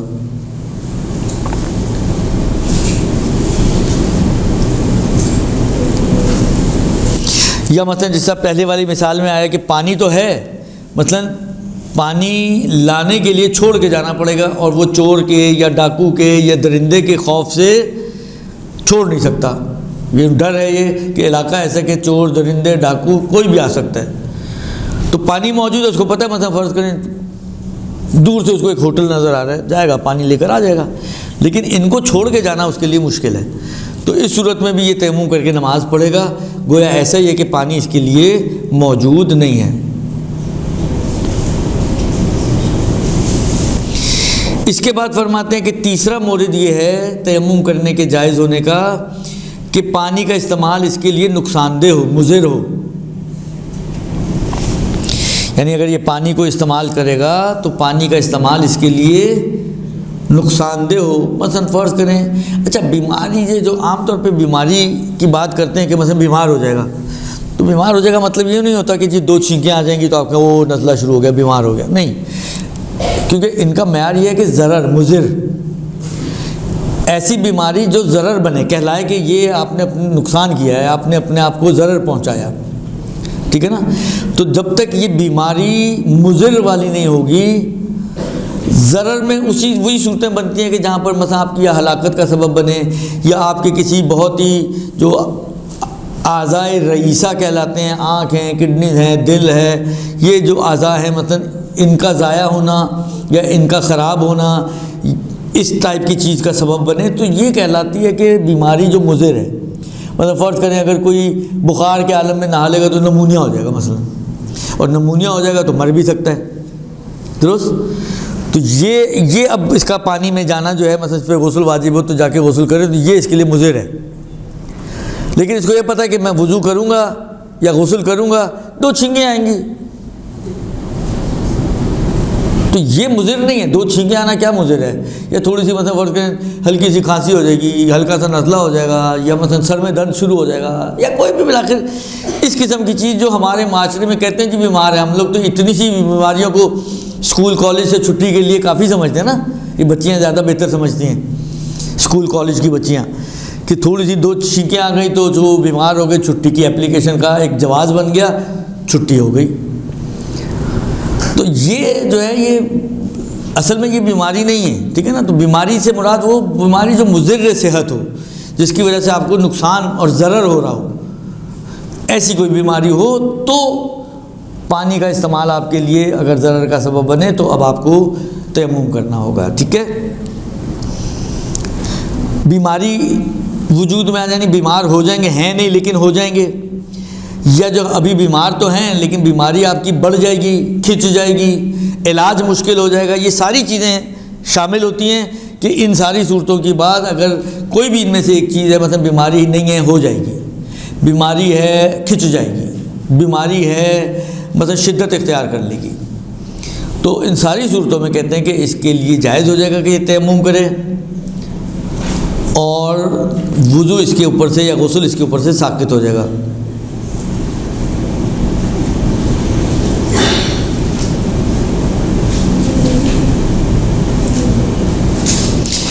اچھا، اس میں اب انہوں نے کچھ تفصیلات دی ہیں، میں اب ان کو چھوڑ رہا ہوں کہ بعض صورتوں میں جائز ہے اور بعض صورتوں میں واجب ہو جاتا ہے، لیکن بالآخر کم سے کم جواز تو آ ہی جائے گا، کم سے کم جواز تو آ ہی جائے گا، ٹھیک ہے نا۔ یہ ہے تیسری صورت کہ جب پانی کا استعمال اس کے لیے مضر ہو جائے۔ چوتھی صورت یہ ہے کہ جس پہ تیمم اس کے لیے واجب ہو جاتا ہے، وہ کہتے ہیں کہ پیاس کا خوف ہو اپنے اوپر یا غیروں کے اوپر، منتہا یہ غیر وہ ہیں کہ جو آپ سے ہی مربوط ہیں، جیسے آپ کے فیملی ممبرز، مثلا آپ فیملی کے ساتھ کہیں سفر کر رہے ہیں، ٹھیک ہے نا، تو فیملی کی میرے لیے امپورٹنس ہوتی ہے نا، تو میں یا پیاسا رہ جاؤں گا یا میرا بیوی بچے پیاسا رہ جائیں گے، یا میرے ساتھ جو ملازم ہے بالآخر وہ بھی آپ سے مربوط ہے، اس وقت آپ کی ذمہ داری ہے، آپ کی ذمہ داری پہ نکلا ہوا ہے مثلا وہ، کیونکہ وہ آپ کا ملازم ہے، غلام ہے، جو بھی ہے بہرحال۔ تو یا مثلا حتیٰ اگر آپ حیوانات کے اوپر جا رہے ہیں تو وہ سواری کے جانور بھی آپ کی ذمہ داری ہیں۔ ان میں سے کسی کے بھی پیاسے رہنے کا خوف ہو کہ میں نے اگر پانی استعمال کر لیا پینے وینے کے لیے، وضو وغیرہ کے لیے یا غسل کے لیے، تو وضو اور غسل تو ہو جائے گا، لیکن یا ابھی یا مثلا ابھی تھوڑا آگے جائیں گے پیاس لگے گی، پانی نہیں ہوگا، کیونکہ اندازہ ہے کہ مثلا یہ ایسے صحرا سے آپ گزریں کہ جہاں دور دور تک پانی نہیں ہے مثلا، تو پانی آپ جس کو کہیں پھونک پھونک کے استعمال کر رہے ہیں، بچا بچا کے استعمال کر رہے ہیں، تو اگر اس کو آپ نے ایک دم وضو یا غسل میں استعمال کر لیا تو آگے آپ خود یا آپ کے متعلقین میں سے کوئی پیاسا رہ جائے گا، تو اس صورت میں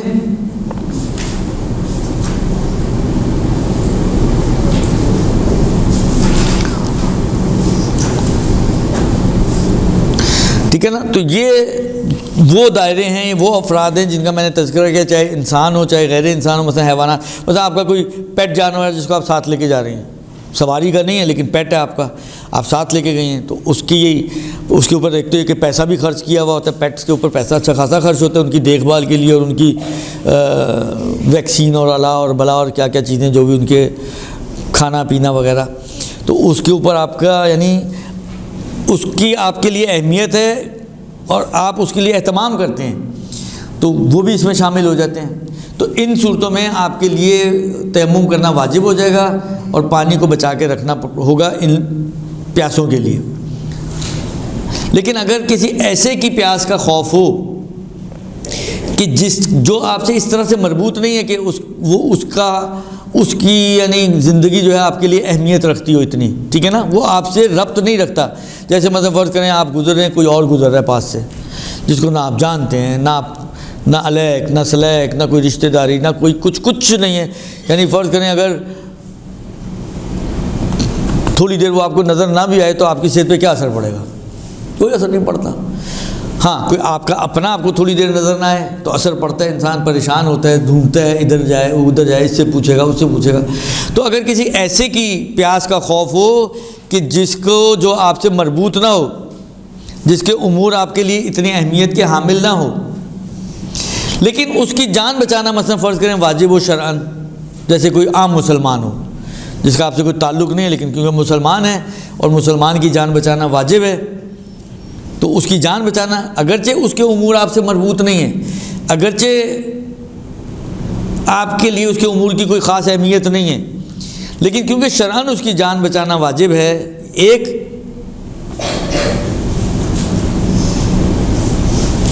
یا بعض اوقات یہ ہوتا ہے کہ بندہ صحیح ہے، آپ کے لیے کوئی بہت زیادہ اس کی جان کی اہمیت نہیں ہے، لیکن اہمیت نہیں، اس کے امور کی اہمیت نہیں ہے، لیکن بندہ ایسا ہے کہ اگر وہ جائے گا تو اس کے مرنے کی وجہ سے آپ حرج میں آ جائیں گے، مثلا آپ کے لیے زحمت تو مشقت شدید کا سبب یہ بنے گا۔ بعض اوقات ہوتا ہے یہ زحمت اور مشقت ضروری کہ آپ کے کوئی کام اس سے وابستہ ہے، بلکہ زحمت اور مشقت ممکن ہے اس اعتبار سے کہ آپ ایک دم مثلا ڈپریشن میں چلے جائیں گے اور آپ ایک دم جو ہے جس کو شوق میں چلے جائیں گے، کوما میں جا سکتے ہیں، آپ یہ ساری زحمتیں اور مشقتیں۔ تو ان صورتوں میں بھی کہتے ہیں کہ اس کے لیے آپ کے لیے جائز ہو جائے گا کہ آپ پانی کو رکھ لیں اور تیمم کر کے نماز پڑھیں، ٹھیک ہے جی۔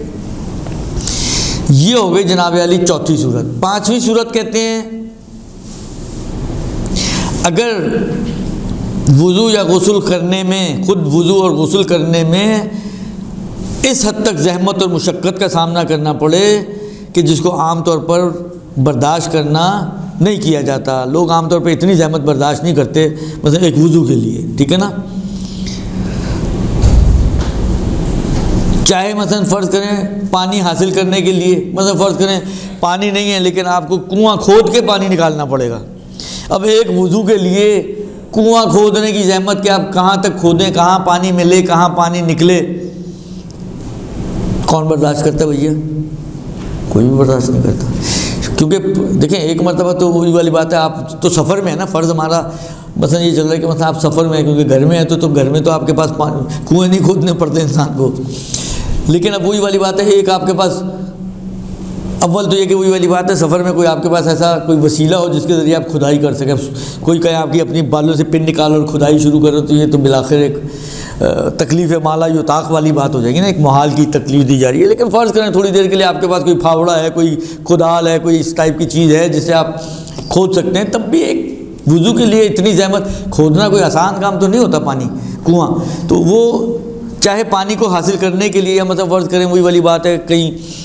پہاڑ پہ چڑھ کے پانی لانا پڑے، اور پہاڑ پہ چڑھنا آپ کے لیے بہت ہی زحمت اور مشقت شدید کا سبب بن جائے،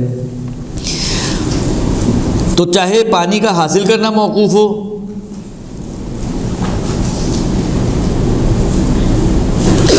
یا جیسے مثلا فرض کریں، اس کی ایک مثال خود انہوں نے دی ہے کہ مثلا پانی کا حاصل کرنا جو ہے وہ حرج پر موقوف ہو جائے، یعنی اس حرجی ہو جائے کہ مثلا فرض کریں آپ کو کسی ایسے بندے سے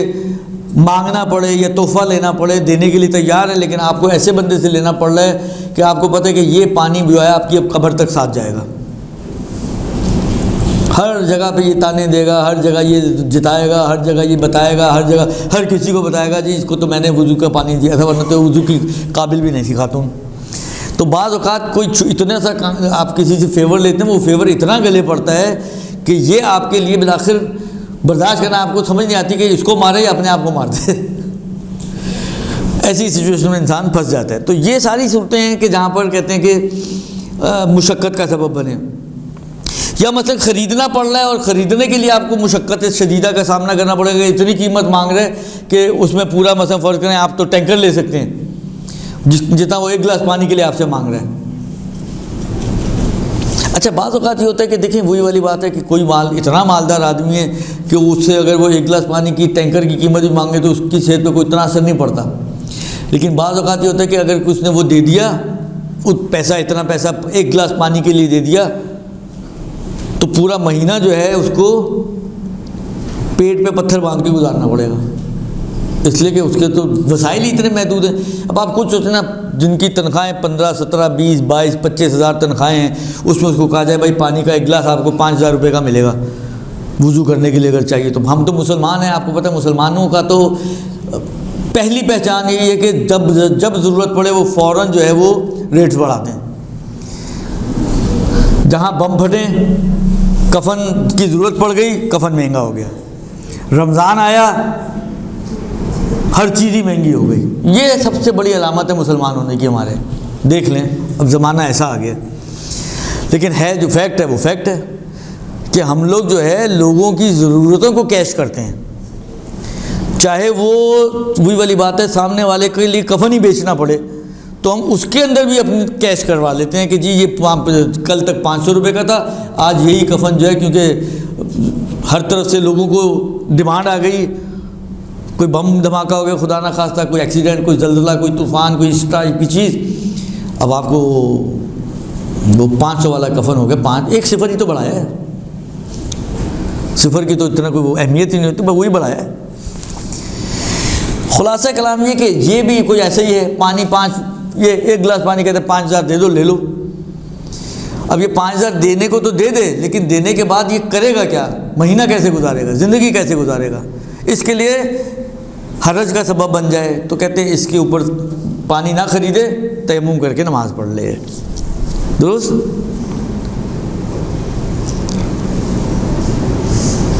یا بعض اوقات وہی والی بات ہے، کہتے ہیں خود پانی کے اپنے استعمال کرنے میں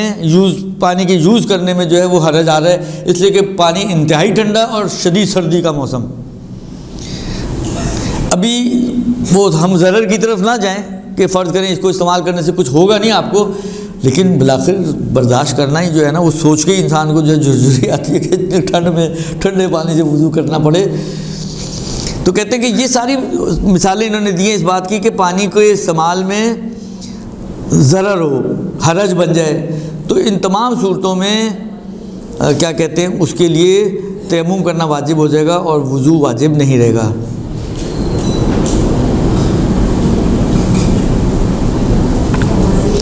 یہ تقریباً ہو گئی،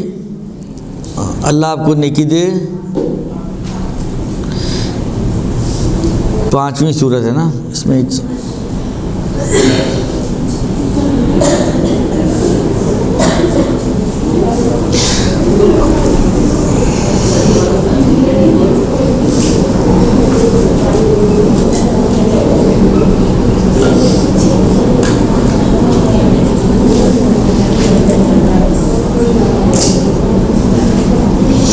اور بھی کچھ مثالیں دی انہوں نے، ابھی میں ان مثالوں کو فی الحال اب چھوڑ رہا ہوں۔ خلاصہ یہ پانچویں صورت تھی کہ جہاں پر اس کے لیے تیمم کرنا واجب ہے۔ چھٹی صورت کہتے ہیں کہ چھٹی صورت جہاں پر اس کے لیے تیمم کرنا واجب ہے وہ یہ صورت ہے کہ پانی کو حاصل کرنا یا پانی کو استعمال کرنا، وہی تنگی وقت، نماز کی پوری نماز یا نماز کے کچھ چیزوں کو وقت کے باہر لے جائے گی۔ یعنی آپ پانی مثلا چاہے نیچے سے بھی لانا پڑے، بعض اوقات ہوتا ہے کہ خاص طور پہ فجر وجر میں یہ زیادہ مسئلے ہوتے ہیں کہ آنکھ کتنی لیٹ کھلی ہے کہ مثلا اب یہ اگر فرض کریں نل میں پانی نہیں آ رہا، اگر یہ نیچے سے بھی جا کے پانی لائے گا تو اتنی دیر میں تو نماز قضا ہو جائے گی، بالکل آخر وقت ہے، 2-3-4 منٹ بچے ہوئے مثلا، تو آنے جانے میں 4-5 منٹ لگ جائیں گے تو وقت ختم ہو جائے گا۔ تو اس صورت میں بھی اس کو تیمم کر کے نماز پڑھنی ہوگی۔ اور ساتویں اور آخری صورت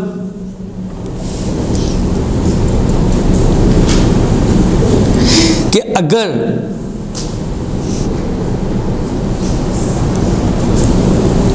وضو کے مقابل میں کوئی اور ذمہ داری آ رہی ہو کہ جو اس وضو کی نسبت زیادہ اہمیت رکھتی ہو، کہ اگر اس میں وہ اب وہی والی بات ہے کہ پانی اتنا کہ دونوں میں سے ایک ہی کوئی کر سکتا ہے، یا وضو کر لے تو وہ ذمہ داری رک جائے گی جو وضو سے بھی زیادہ فرض ان کا یہ ہے کہ اہمیت رکھتی ہے، یا اگر اس دوسرے کام میں پانی کو صرف کرے گا تو پھر وضو میں استعمال نہیں کر سکتا۔ تو جب بھی یعنی ایک قاعدہ ہے، قانون یہی ہے کہ جب بھی دو ذمہ داریاں ٹکرائیں اور آپ دونوں کو انجام نہ دے سکتے ہوں تو آپ نے یہ دیکھنا ہے کہ زیادہ امپورٹنس کس ذمہ داری کی ہے، اس کی طرف آپ کو جانا پڑے گا۔ مثلا ایک طرف وضو ہے اور یہ پانی ہے ہمارے پاس، اور ایک طرف مسجد نجس ہو گئی ہے مثلا۔ اچھا، اس پانی سے مسجد بھی پاک ہو سکتی ہے، قلیل پانی سے تو پاک ہو ہی جاتا ہے نا زمین، لیکن یہ پانی اگر آپ نجاست کو دور کرنے میں طہارت مسجد میں خرچ کریں گے تو وضو کے لیے نہیں بچے گا، اور وضو کرتے ہیں تو مسجد نجس رہ جاتی ہے۔ اب دو ذمہ داریاں ٹکرا رہی ہیں، ایک طرف سے شریعت آپ کو کہہ رہی ہے کہ مسجد کو پاک کرو، دوسری طرف سے یہی شریعت آپ کو کہہ رہی ہے کہ وضو کر کے نماز پڑھو۔ اب پانی آپ کے پاس صرف اتنا ہے کہ دونوں میں سے آپ ایک ہی کام کر سکتے ہیں، یا مسجد کو پاک کر لیں یا وضو کر کے نماز پڑھ لیں۔ وضو کر کے نماز پڑھتی ہیں مسجد نجس رہ جائے گی، مسجد کو پاک کرتے ہیں وضو نہیں ہو سکتا۔ تو اس صورت میں فرماتے ہیں کہ قاعدہ قانون یہ ہے کہ ان میں سے جو امپورٹنٹ، دیکھیں وضو کا ایک آلٹرنیٹ موجود ہے، صحیح نا، تیمم کر لیں آپ۔ طہارت مسجد کا آلٹرنیٹ کیا ہے؟ اگر آپ نے وضو میں استعمال کر لیا تو مسجد تو نجس رہے گی، تو نجس ہی چلتی رہے گی، کوئی نعم البدل اس کا موجود نہیں ہے۔ تو جہاں پہ بھی ایک فارمولہ یہ ہے، جہاں پہ بھی دو ایسے واجب ٹکرا رہے ہوں کہ جن میں سے ایک کا آلٹرنیٹو ہو اور دوسرے کا نہ ہو، تو وہ جس کا نہیں ہے پانی کو اس میں صرف کریں، اور جس کا ہے اس کا آلٹرنیٹو پہ چلے جائیں گے آپ آٹومیٹیکلی۔ لہذا یہاں پر پانی کو خرچ کریں گے ہم مسجد کو پاک کرنے میں۔ اب ہو گیا پانی کیا ختم، جب پانی ہو گیا ختم تو آٹومیٹکلی آپ کی ذمہ داری کیا بن جائے گی؟ تیمم کر کے نماز پڑھنے کی، جائیں تیمم کریں اور نماز پڑھ لیں۔ تو یہ دونوں ذمہ داریاں آپ کی اتر گئیں۔ اگر آپ وضو میں پانی کو خرچ کرتے تو ایک ذمہ داری پوری ہوتی، نماز تو باوضو ہو جاتی لیکن مسجد نجس ہی رہ جاتی۔ لیکن مسجد کو پاک کر کے تیمم کر کے نماز پڑھنے سے نماز بھی ہو گئی آپ کی اور مسجد بھی، تو دونوں ذمہ داریاں آپ کی اتر گئیں۔ تو جہاں پر ایسی سچویشن ہو تو پھر یہ کرنا پڑتا ہے انسان کو۔ یہ ایک انہوں نے مثال دی ہے۔ ایک اور مثال دیتے ہیں، کہتے ہیں مثلا فرض کریں یہی پانی ہے ہمارے پاس، اتنا ہی پانی ہے ہمارے پاس، ایک طرف سے نماز کا وقت ہو گیا اور اتفاقاً میرا لباس جو ہے وہ نجس تھا، یا بدن میرا نجس تھا، بدن یا لباس میں سے کوئی ایک چیز نجس تھی اور وقت نماز ہو گیا اور یہ پانی ہے۔ اب ایک طرف سے ذمہ داری ہے کہ وضو کرو اور نماز پڑھو، دوسری طرف سے یہ ہے کہ بدن نجس ہے یا لباس نجس، تو پہلے لباس کو نجس کو پاک کرو اور پھر نماز پڑھو۔ اب پانی تو اتنا ہی ہے، اب اگر میں اس پانی کو وضو میں خرچ کرتا ہوں تو وضو تو ہو جائے گا، لیکن بدن یا لباس نجس ہی باقی رہے گا،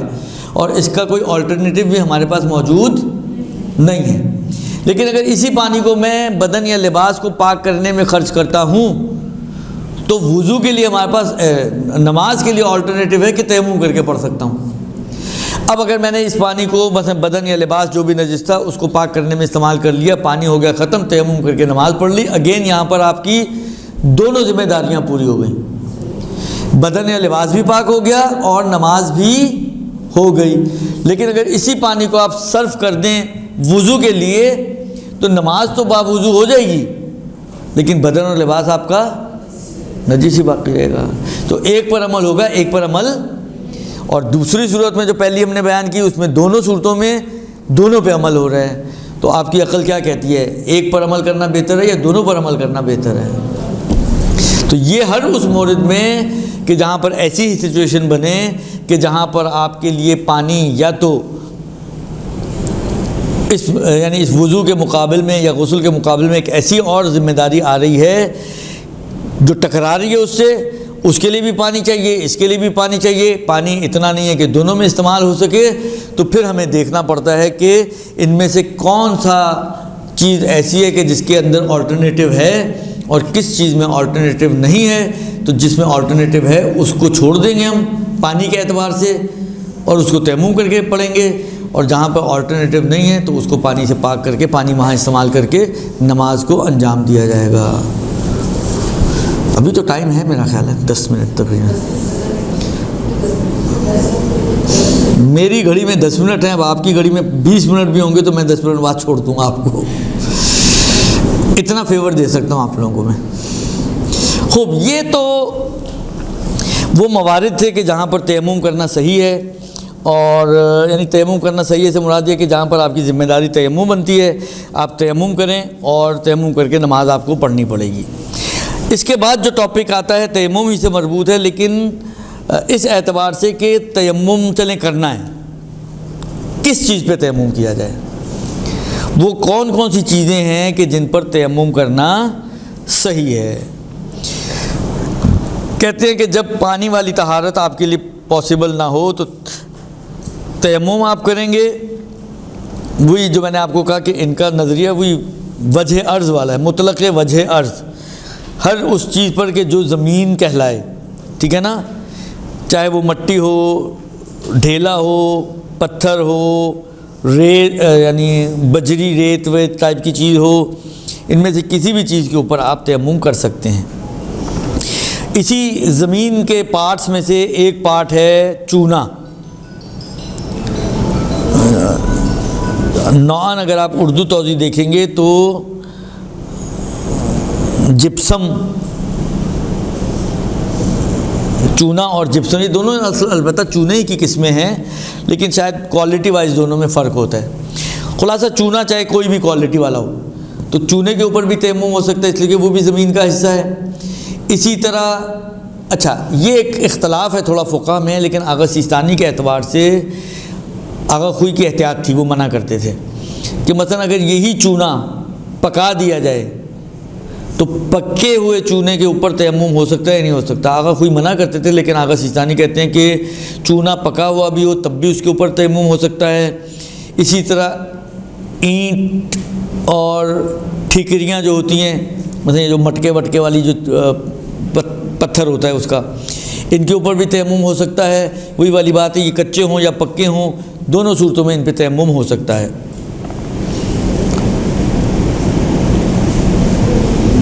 اور احتیاط مستب یہ ہے کہ اگر فرض کریں آپ کے پاس ساری چیزیں میسر ہوں، اینٹ، بجری، پتھر، مٹی، سب کچھ ہو، تو کہتے ہیں احتیاط مستب یہ ہے کہ مٹی مقدم کریں اینٹ وغیرہ اور باقی چیزوں کے اوپر۔ مٹی اولویت رکھتی ہے کہ آپ اس کے اوپر تیمم کریں، ٹھیک ہے۔ اچھا اس کے بعد فرماتے ہیں آگا کہ دیکھیں اب اس کا آسان سمجھانے کے لیے جو مثال بن سکتی ہے وہ یہ بن سکتی ہے کہ مثلا جب اگر آپ لوگ بعض اوقات زیارتوں پہ جاتے ہیں، ٹھیک ہے، 1 مہینے کے لیے آپ کا گھر بند ہو گیا، خیر اب تو زیارتیں 10 دن کی ہو گئی ہیں اور اتنی مہنگی ہو گئی کہ پوری فیملی، کم ہوتا ہے کہ پوری فیملی ایک ساتھ نکلے، جس کے پاس داؤ لگتا ہے وہ اٹھتا ہے اور چل پڑتا ہے. تو نوعاً گھروں کے بند ہونے کی نوبت آتی نہیں ہے کہ گھر ایک مہینہ آپ کا بند پڑا رہے. ایک تو ویسے نہیں کہنا، ٹائم پیریڈ ویسے ہی شارٹ ہو گیا، گروپس ہی 10 دن کے بنتے ہیں. اور پھر وہی والی بات ہے، مہنگی اتنی ہو گئی کہ نوعاً یعنی کم ہوتا ہے کہ ایک ساتھ انسان پورا فیملی نکلے. لیکن پہلے یہ ہوتا تھا، مثلا ایران لوگ جاتے تھے پوری فیملی وائز جاتے تھے، مہینے بھر کے لیے گھر بند ہوتے تھے. اور اب اگر آپ تھوڑی دیر کے لیے تصور کریں گھر بند ہو تو بہت سارے لوگ جو ہے وہ چادریں وادریں صوفوں پہ ڈال کے اور کارپیٹس وغیرہ کے اوپر چادریں وادریں بچھا کے جاتے تھے. جب آتے ہیں تو کیا حال ہوتا ہے اس کا؟ مٹی جمع ہو جاتی ہے اس کے اوپر. یہ جو یعنی یہ اصل میں یہ وہی والی بات ہے، یہ وہی گرد و غبار ہے جو جمع ہوتے اس شکل میں آ گئی، اتنی مقدار میں ہو گئے کہ اگر اس کو آپ جمع کریں تو یہ عرفی طور پر مٹی کہلائے گی. ولو بہت ہی نازک ہوتی ہے، نرم ہوتی ہے، لیکن کہلائے گی یہ کہ یہ مٹی ہے. گرد و غبار نہیں کہلائے گی، مٹی کہلائے گی. دو چیزوں میں فرق ہے. ایک مرتبہ گرد و غبار ہوتا ہے، ٹھیک ہے، ایک مرتبہ ہوتا ہے مٹی. یہ مٹی کہلائے گی، ولو گرد و غبار کے جمع ہونے کی وجہ سے وہ اس فارم میں آئی ہے. لیکن اس وقت جس فارم میں ہے عرفاً یہ کہلائے گی کہ یہ مٹی ہے، ولو نرم مٹی ہے لیکن ہے مٹی. تو اس پہ بھی تیمم آغا سیستانی کے حساب سے ہو سکتا ہے، اور اختیاراً بھی ہو سکتا ہے. یعنی آپ کے پاس دوسری مٹی جو نارمل مٹی ہوتی ہے وہ بھی پڑی ہوئی اور اینٹیں پتھر سب کچھ آپ سب کو چھوڑ کے اس پہ کر لیں تو بھی ہو سکتا ہے. یعنی آغا سیستانی کے حساب سے یہ جو گرد و غبار جمع ہونے کی صورت میں نرم مٹی ہے. مثلا کارپیٹ اٹھائیں، کچھ عرصے بعد اس کارپیٹ کو اٹھائیں گے اگر آپ، تو حالانکہ یہ تو شاید چپکا ہوا ہے، لیکن اگر چپکا ہوا نہ ہو تو اس کے نیچے اچھی خاصی، یعنی اگر آپ جھاڑو پھیریں تو اچھی خاصی مٹی جمع ہو جاتی ہے. تو وہ بھی عام طور پر اتنی ہوتی ہے کہ کہلائے کہ نرم مٹی ہے.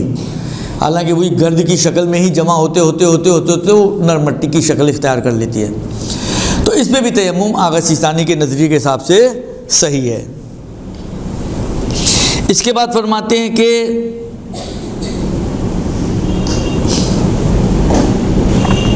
اگرچہ کہتے ہیں کہ احتیاط مستحب یہ ہے کہ یعنی جو اوپر والی چیزیں پہلے بیان ہوئی ہیں ان میں سے اگر کوئی ہو تو اس کی طرف آپ نہ جائیں. احتیاط مستحب کا مطلب آپ سب کو پتہ ہے، سب ماشاءاللہ یہاں پہ پڑھی لکھی بچیاں اور خواتین موجود ہیں جو پیچھے کی چیزیں پڑھ چکی ہیں. تو احتیاط مستحب کا مطلب یہی ہے کہ کریں تو بہتر ہے، خیال نہیں بھی کریں گے تو کام ہو جائے گا آپ کا، صحیح نا، کام آپ کا چل جائے گا. اس پہ بھی تیمم صحیح ہے. لیکن اچھا کام کرنا چاہتے ہیں تو اس کو چھوڑ کے مثلا نارمل مٹی پہ تیمم کریں یا پتھر پہ، اینٹ پہ، ان چیزوں پہ تیمم کریں. اچھا، اگر یہ ساری چیزیں جو بیان کی ہیں ان میں سے کوئی موجود نہ ہو تو آغا سیستانی یہ جو تارکول جو بچھایا جاتا ہے سڑک پہ، اس کی بھی پھر کوالٹی وائز یہ دو لفظ استعمال کرتے ہیں، دونوں میں سے کوئی بھی ہو. یعنی خلاصہ یہ تارکول جب آپ اختیاری حالت سے نکل کر اضطرار والی کیفیت میں جاتے ہیں نا، اضطرار کا مطلب یہ کہ اختیاری والی کوئی بھی چیز، نہ مٹی، نہ ڈھیلا، نہ پتھر، نہ بجری، نہ نرم مٹی، کچھ بھی میسر نہیں ہو رہا، درست. تو اب ایسی صورت میں نوبت آتی ہے، آگا کہتے ہیں کہ احتیاط اس میں ہے کہ تارکول کو مقدم کیا جائے کسی اور چیز کی نسبت. اچھا، درمیان میں کچھ سٹیجز انہوں نے بتائی، میں ابھی اس کو ڈراپ کر رہا ہوں، ابھی میں ترتیب وار بات کر رہا ہوں کہ آغا سیستانی کہتے ہیں کہ تارکول جو ہے وہ مقدم ہے باقی چیزوں کی نسبت، لہذا پہلے اس پہ کیا جائے. اگر وہ بھی نہ ہو تو پھر کسی ایسی چیز پر آپ تیمم کریں کہ جو بلکہ شاید پھر فاقد الطہورین بن جائیں گے. بھی میں عرض کرتا ہوں آپ کی خدمت میں. کہتے ہیں کہ اگر اچھا، اس سے پہلے میں نے کہا نا انہوں نے کچھ ایک دو چیزیں اور، مثلا فرض کریں کیچڑ ہے، کیچڑ ایسا ہے کہ اس کو آپ تھوڑی دیر دھوپ میں رکھیں یا بلاخر پنکھے کے نیچے اس کو خشک کریں تو یہ کیچڑ جو ہے وہ مٹی میں تبدیل ہو جائے گا. تو آپ کیچڑ پہ نہیں کر سکتے، پھر آپ کو اسی کو مٹی بنانا پڑے گا اور مٹی پہ تیمم کرنا پڑے گا، ٹھیک ہے نا. آپ اس کی گیلی کیفیت میں اس کے اوپر پھر تیمم نہیں کر سکتے.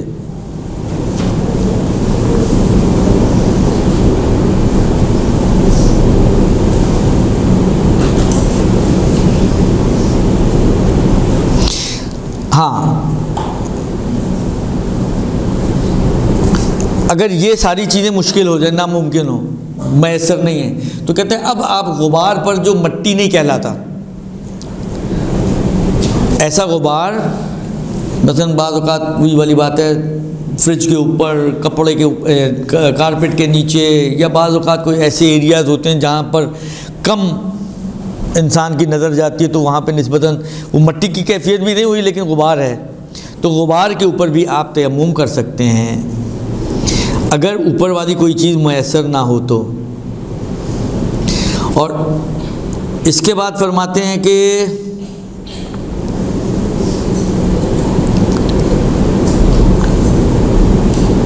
ہاں اگر ان میں سے وہ جو تارکل کا مسئلہ تھا وہ سجدے میں آتا ہے، معذرت چاہتا ہوں میں، وہ سجدے میں آتا ہے، کہتے ہیں اگر ان میں سے کوئی بھی چیز میسر نہ ہو تو اب یہ نہ پانی اس کے پاس میسر ہو گیا اور نہ مٹی میسر ہو گئی، تو یہ ہو گیا، اس کو کہتے ہیں عربی زبان میں فاقد الطہورین، طہورین یعنی دو طہور، پانی اور مٹی۔ ابھی شروع میں بتایا نا کہ دو طہور ہے ہمارے پاس، ایک مٹی ایک پانی۔ فاقد یعنی نہ پانے والا، فاقد الطہورین یعنی جس کے پاس نہ مٹی ہے نہ پانی ہے، یہ ایسا شخص ہو جائے گا، اور ایسے شخص پہ سے نماز ساقط ہو جائے گی۔ لیکن کہتے ہیں کہ احتیاط مستحب یہ ہے کہ وہ وقت میں بغیر وضو اور تیمم کے نماز پڑھے، لیکن قضا اس کو بہرحال کرنی پڑے گی، اس لیے کہ یہ سمجھیں ایک طرح کی ڈمی نماز ہے، آپ کی عادت نہ خراب ہو، اس لیے خدا کہہ رہے کہ چلو پڑھ لو، چاہے بغیر وضو کے ہی پڑھو، چاہے بغیر تیمم کے ہی پڑھو۔ یہ نہیں بھی پڑھیں گے تو کوئی گناہ نہیں ہوگا، یہ والی جو نماز ہے، کیونکہ آپ فاقد الطہورین ہیں، نماز اس وقت آپ پہ واجب نہیں ہے، تو یہ نماز اگر آپ بغیر وضو، بغیر غسل، بغیر تیمم کے نہیں بھی پڑھیں گی تو آپ کوئی گنہگار نہیں ہیں، کیونکہ نماز اس وقت آپ کی ذمہ داری ہے ہی نہیں۔ لیکن کہتے ہیں کہ بہتر یہ ہے، یا احتیاط کے مطابق یہ ہے، بہتر یہ ہے کہ یہ بغیر وضو یا تیمم کیے ایسی بغیر طہارت کیے نماز پڑھ لے، درست، یہ انہوں نے فرمایا ہے۔ البتہ اس کی قضا اس کو بعد میں کرنی پڑے گی۔ اچھا، جن چیزوں پہ تیمم کیا جاتا ہے مثلا پتھر، اب ایک مسئلہ آتا ہے کہ یہ سنگ مرمر وغیرہ جو ہمارے تو گھروں میں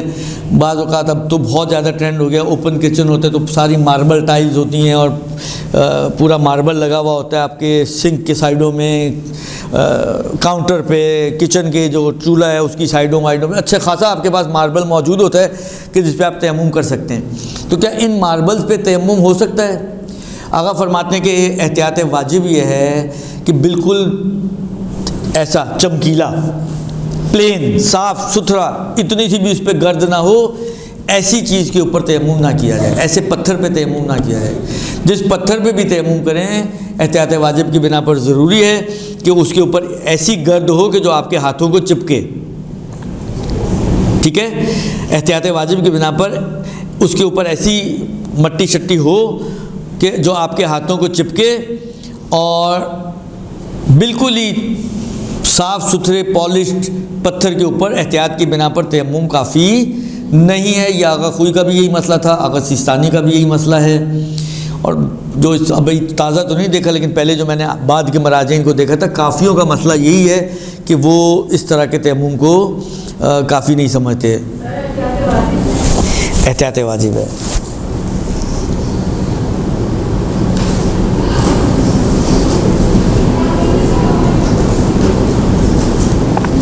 اچھا، اب انشاءاللہ آج کی تو گفتگو ہماری ختم ہو گئی، اگلے ہفتے اس کی تیمم کرنے کا ایک طریقہ صرف باقی بچا ہے، تو کچھ مسائل وہ بیان کر کے پھر انشاءاللہ ہمارا میرا خیال یہ کہ نماز کا ٹاپک جو ہے وہ سٹارٹ ہوگا۔ صلی اللہ علیہ وآلہ وسلم۔